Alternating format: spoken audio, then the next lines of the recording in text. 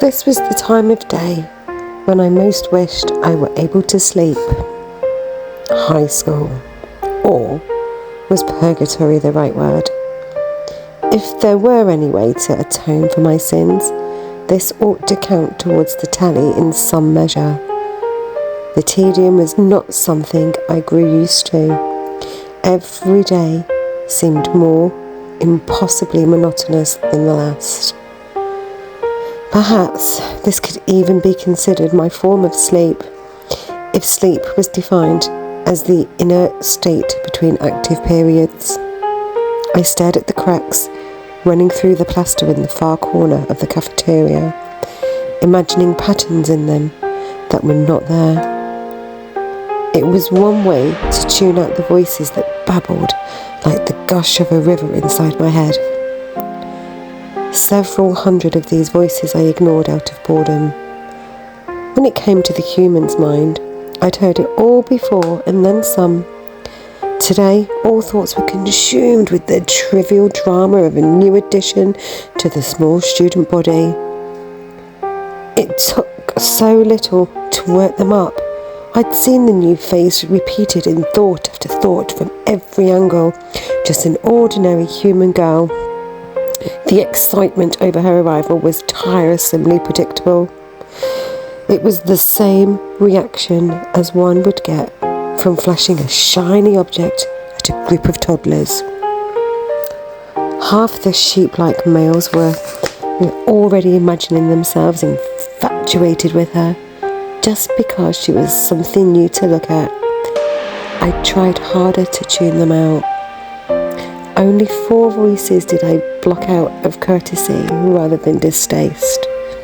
My family, my 2 brothers and 2 sisters, who were so used to the lack of privacy in my presence that they rarely worried about it.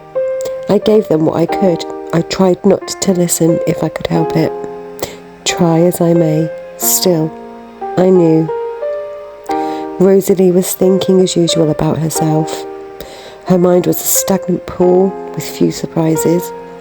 She'd caught sight of her profile in the reflection of someone's glasses, and she was mulling over her own perfection. No one else's hair was closer to true gold.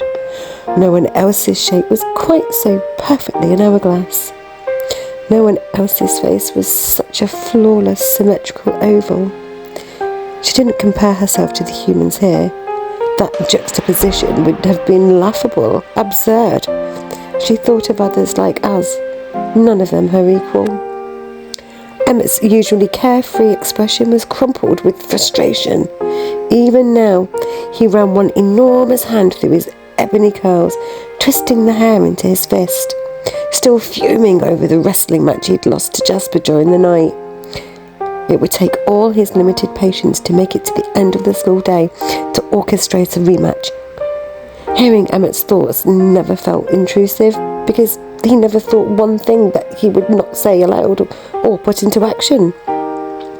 Perhaps I only felt guilty reading the others' minds because I know there were things inside that they wouldn't want me to know. If Rosalie's mind was a stagnant pond, then Emmett's was like a lake with no shadows, glass clear. And Jasper was suffering. I suppressed a sigh. Edward? Alice called my name in her head and had my attention at once. It was just the same as having my name called aloud. I was glad my given name had fallen out of style in the last few decades. It had been annoying in the past. Anytime anyone thought of any Edward, my head would turn automatically. My head didn't turn now. Alice and I were good at these private conversations. It was rare that anyone caught us. I kept my eyes on the lines in the plaster. "How is he holding up?" she asked me. I frowned. Just a small change in the set of my mouth. Nothing that would tip the others off. I could easily be frowning out of boredom. Jasper had been still for too long. He wasn't performing human tricks the way we all must, constantly in motion so as not to stand out, like Emmett pulling at his hair, Rosalie crossing her legs first one way then the next, Alice tapping her toes against the linoleum, or me moving my head to stare at different patterns in the wall. Jasper looked paralysed. His lean form, ramrod straight, even his honey hair seeming not to react to the air wafting from the vents. Alice's mental tone was alarmed now, and I saw in her mind what she was watching Jasper in her peripheral vision. Is there any danger?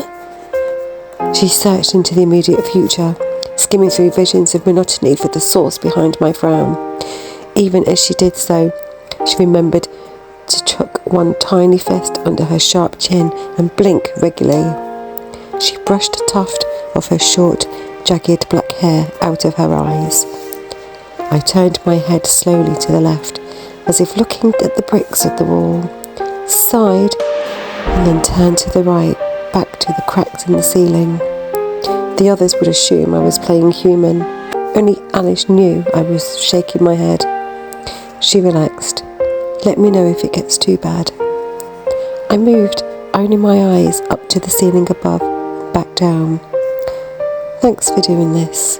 I was glad I couldn't answer her aloud. What would I say? My pleasure? It was hardly that. I didn't enjoy tuning into Jasper's struggles. Was it really necessary to experiment this way? Wouldn't the safer path be to just admit that he might never be able to handle his thirst as well as the rest of us could, and not push his limits? Why flirt with disaster? It had been 2 weeks since our last hunting trip. That was not an immensely difficult time span for the rest of us. A little uncomfortable occasionally if a human walked too close, if the wind blew the wrong way, but humans rarely walk too close. Their instincts told them what their conscious minds would never understand. We were a danger that must be avoided. Jasper was very dangerous right now.